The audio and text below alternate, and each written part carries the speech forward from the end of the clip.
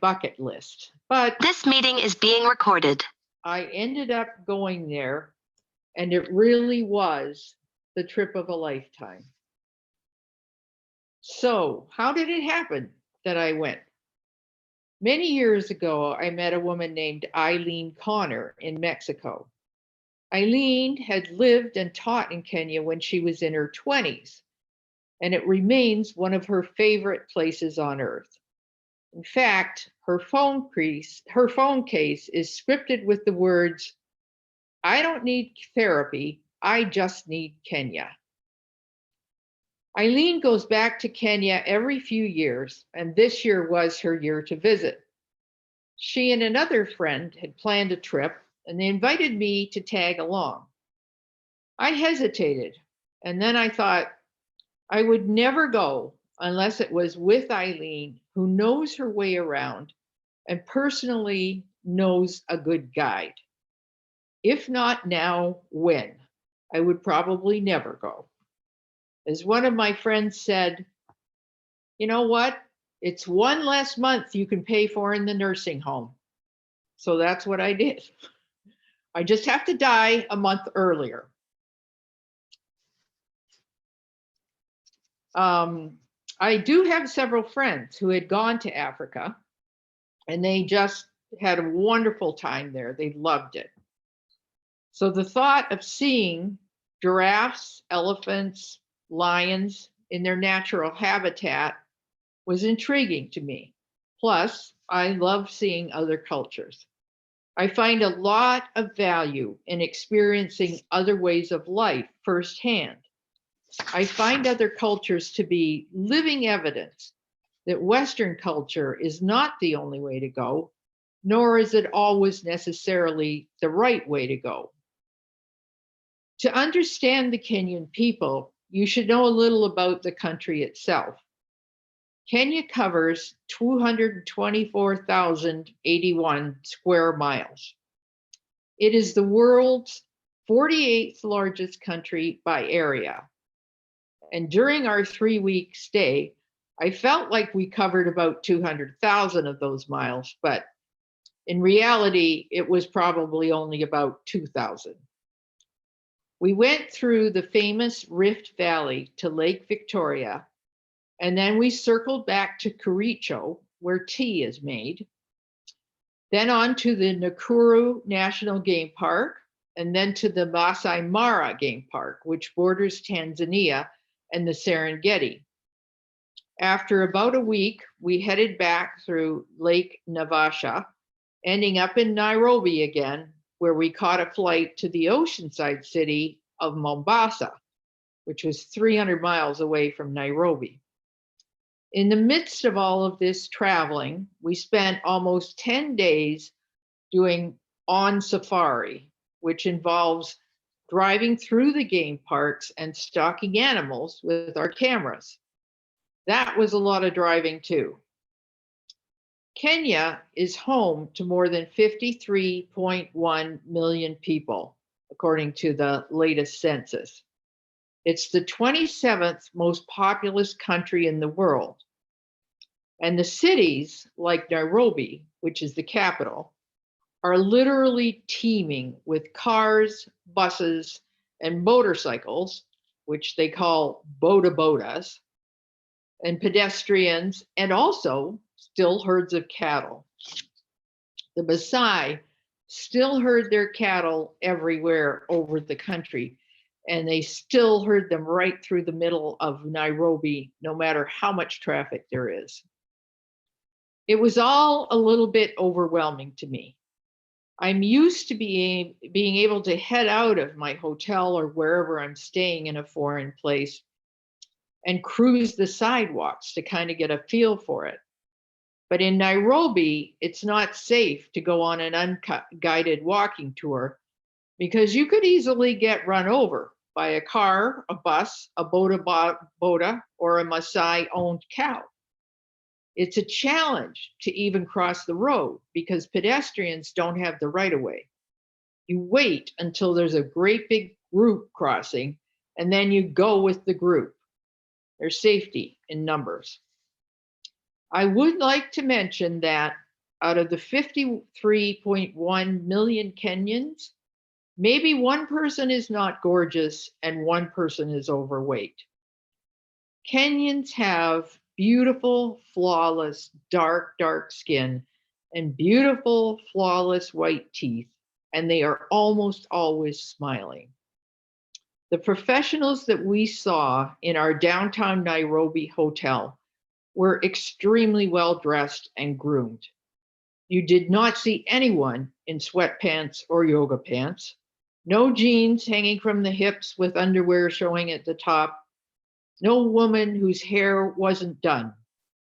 Most of them, in fact, had long, elaborate cornrow braids, a style that's beautiful, but I don't know if I'd be able to sit there long enough to achieve it. That's for sure. It's got to take forever.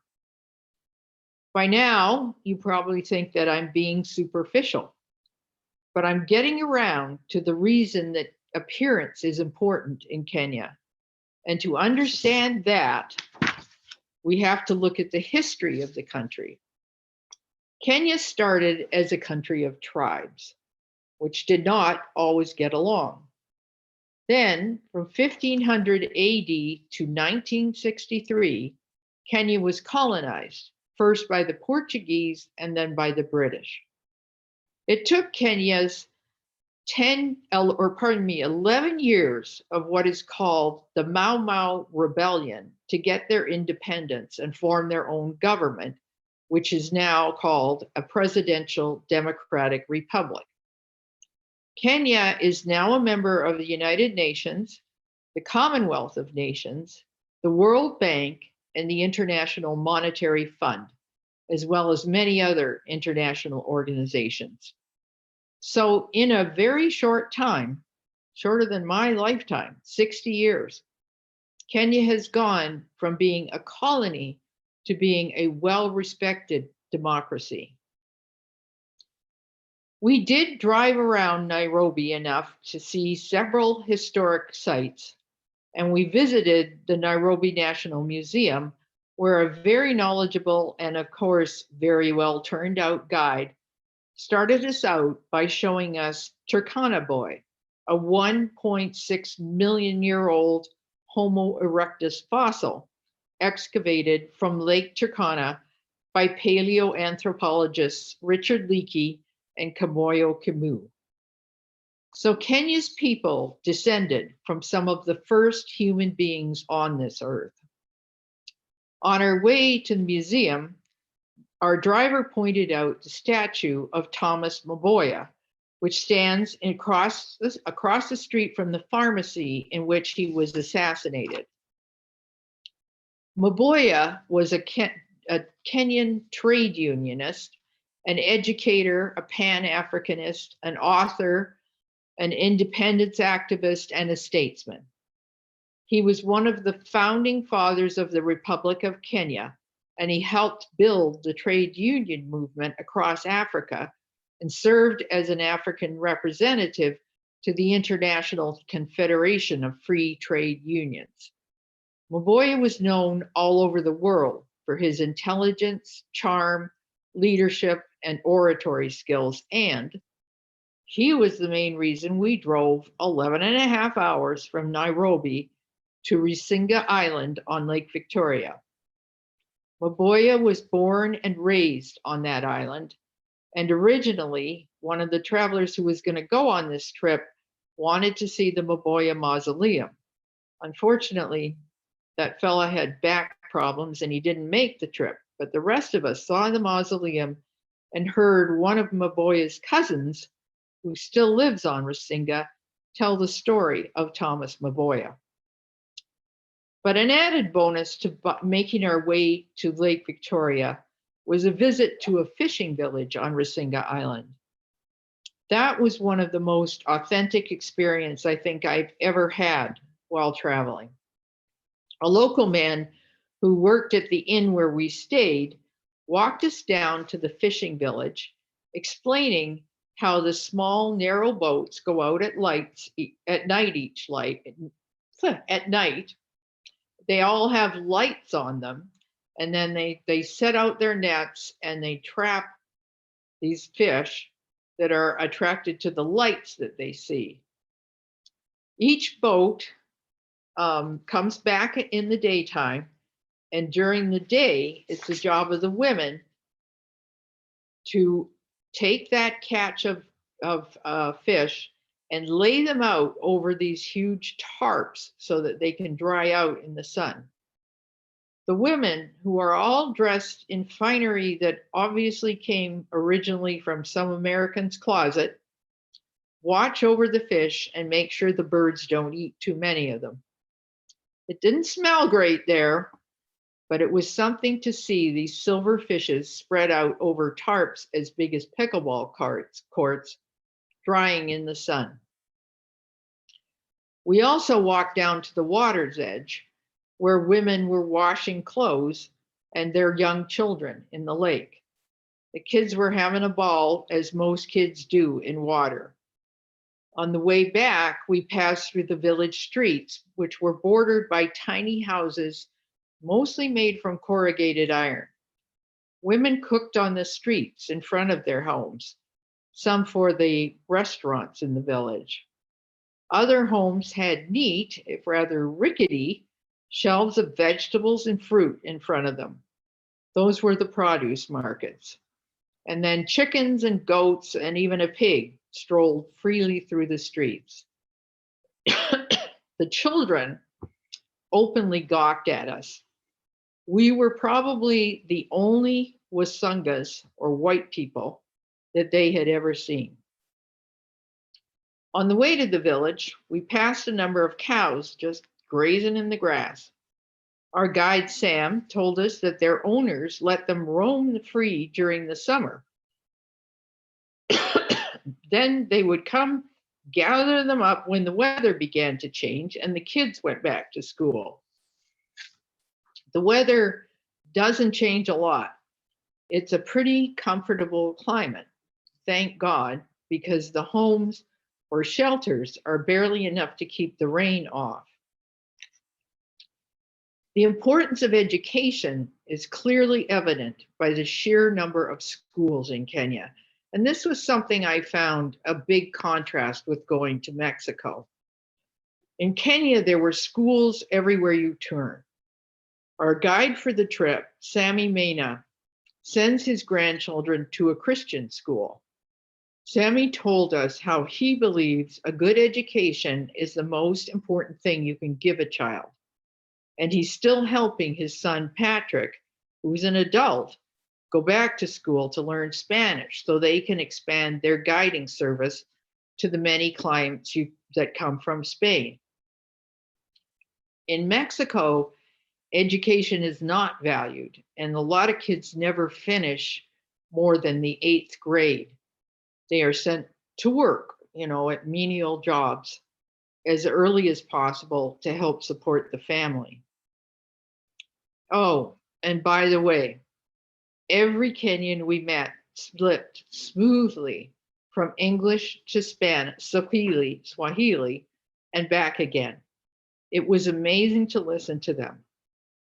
Everyone is bilingual, pretty much from childhood. This meant that we could visit a tea factory, go to a restaurant, a hotel, or a curio shop, and there was never a language barrier. Okay, now to get back to my superficial comments about how well-dressed and groomed Kenyans are, this is my point. Kenyans are very proud people. They are proud of the accomplishments of their heroes, like Thomas Maboya. They are proud of their schools, their government, their city parks, the way that their tribes are intermarrying and getting along. Taking a note from the Maasai, who to this day carry goods on their heads, Kenyans stand tall and straight-backed. I think the thing that impressed me most was that everyone we came in contact with wanted us to have a good experience in Kenya. They didn't just want us to enjoy good service or good food. They wanted us to carry the message that Kenya is a great country back to the United States. Wow, so much pride. Sadly, I have not seen that kind of pride in the US for a long, long time. This is not the kind of pride that pits one tribe against the other. This is the kind of pride that says, we stand together in our efforts to build up our country. Each one of us represents Kenya. We are proud to be Kenyans, and we want you to see what a great country we are building. During my time there, I probably met two people who want to come to the United States. A masseuse who worked at a lovely place called the Lion Hill Lodge in Nakuru National Park, and our cook in Diani Beach, Mombasa. Olivia, the masseuse, is studying photography online with a teacher in Los Angeles. Jackson works as a personal chef. I'm sure that neither of them make a lot of salary. We kind of estimated Jackson probably makes maybe $75 a week, but I'm sure they do pretty well on tips. Both are beautiful, talented, skilled people. I didn't get to know Olivia that well, but Jackson became like family over the week that we stayed at the beach house. He shopped for us, made beautiful flower arrangements for our table, and he cooked us beautiful, delicious meals. Right about the time Jackson mentioned his desire to come to the US, the story of Tyree Nichols was just coming to light. All I could think, although I did not say it to Jackson, was, no, my dear boy, you do not want to come to America. Not the America that I live in today. Kenya is a third world country. Nairobi is home to Kibera, the second largest slum in the world. It is a slum of corrugated iron roofs that go on for miles and miles. I'm sure bad things happen in Kenya. I'm sure there are bad people there, and there's probably corruption. But it's a long cry from what people of color or poverty experience here in the United States. Kenya has many poor people, but it's possible to live decently because the climate is warm. Humans don't need as much to survive when they live in a warm place. It's easier to grow your own food, mind livestock, and fish for a living. Kenya is also a country of very religious people. There are churches everywhere, Catholic, Christian, Seventh-day Adventist. It's lovely to see the families going off to church, or maybe on Sunday or Saturday, in their Sunday best. It just struck me that the pride that they have in their country is also a part of the soul of the Kenyan people. I can only imagine an America where we all think more about what's best for everyone instead of what's best for our individual tribe. I can only imagine an America where, when I travel, I can say to the Jacksons of the world, oh, yes, you, no matter how dark-skinned you are, should come see my country. In so many ways, I feel like America has lost its soul. We have reverted to where Kenya was in the 1500s. We are a country of warring tribes. We do not stand tall. We do not think enough about how we are dressed or what we do to our land. We are not proud. We do not think to ourselves, I represent my country and I want the world to know it's a great place. America needs to do better. I don't have all the answers as to how we can get better, but I do believe that if we work at it one little piece, one individual at a time, we can get our mojo back. We Unitarian Universalists can take our basic beliefs, the inherent worth of all people, the interdependent web of all life, the value of democracy out into the world. And that's a start. Americans can begin to think more about the common good, not just the individual good. And we can look after our environment. There is a lot of reason to taking pride in getting our lands, lakes, and rivers back to where they are healthy habitats for everybody, people and plants and animals alike. We can make this country a place to be proud of. We can be like the Kenyans, proud representatives of our homeland. Anyway, I think that's what travel does for you. It's what it does for me, anyway.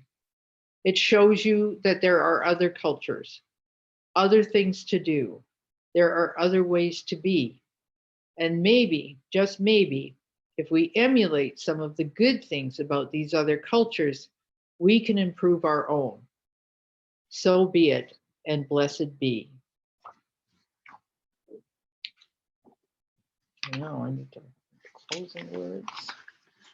And will you join me in our final hymn, which is number 325, Love Makes a Bridge.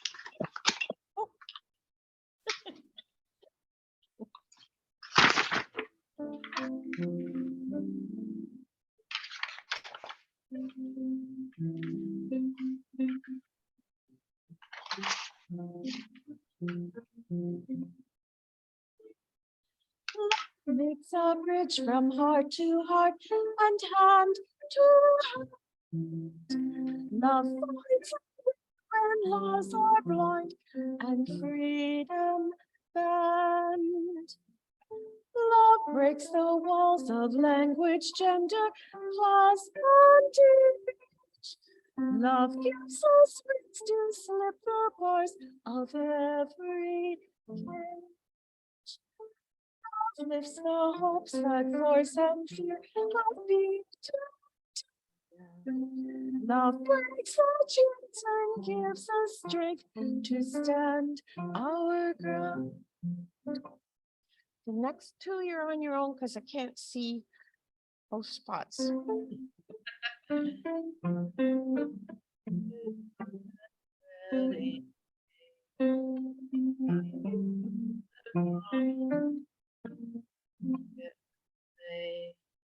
Makes a bridge. They shake yet not destroy, carries and endless joy.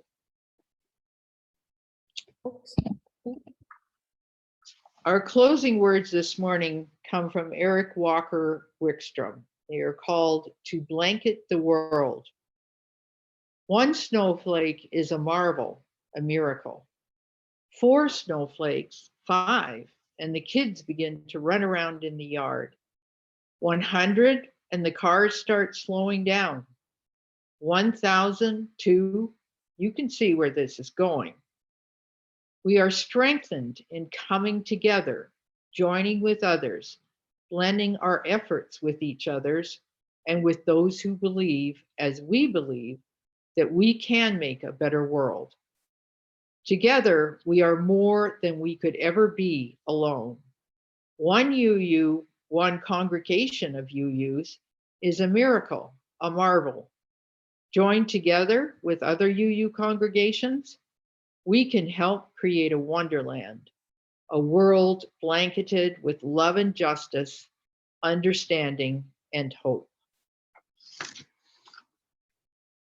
And will you join me for the words for extinguishing the chalice, which are written in the order of service? And someone will extinguish the chalice. We extinguish this chalice, but not the light of truth, the warmth of community, or the fire of commitment. These we carry in our hearts until we are together again.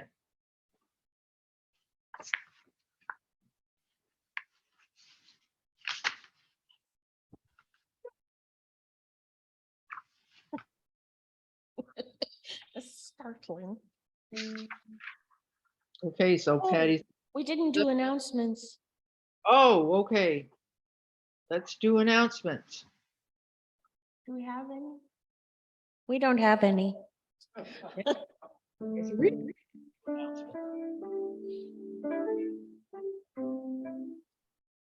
Ah.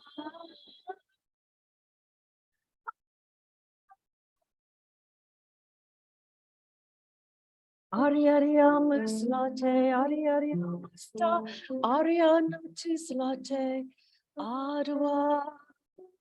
Aravarachue vote, aravarachue vote, aravarachue vote, latte. Anamanakulera way, anamanakulera, anamanakulera.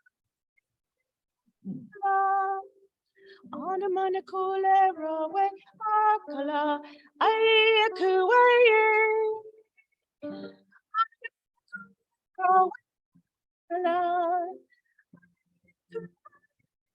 I do Ariariamus latte, ariariamus arianatus latte, arva, arvara jue vote, arvara jue vote, latte. Anamanakulero way, anamanakulero, anamanakulero.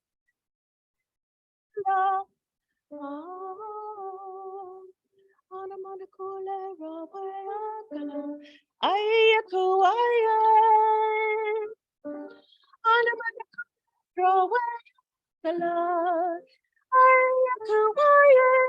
Ayaduaya, ayaduaya. Yakama, mama, kama, mema. Yakamaya, mama, kama, mema.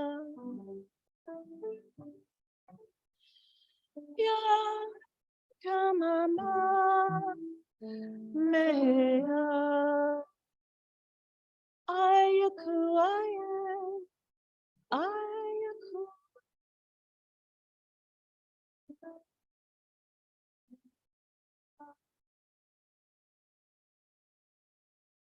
Very nice, Patty. Thank you.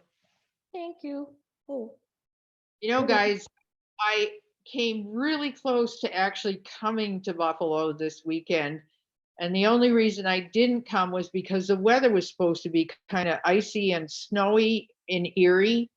And I don't like to get, stressed out and stuck in that part in bad weather. It's too bad I didn't make it because we would not have had all these technical difficulties. But I hope you enjoyed the sermon anyway. And I will put some. Thanks, Donna. You're getting applause, and we really appreciate your working with us in spite of all our little problems here. That's okay, no problem. we'll be waiting for the pictures. Yeah, I will set something up, and you know what I'll do? I'll just email Patty and let her know where they are, and then she can share with everybody else. I don't know how you want to do that, but she can do it. Okay? Okay. Okay. All Um, right. Bye, everybody. Namaste. Namaste. Bye-bye.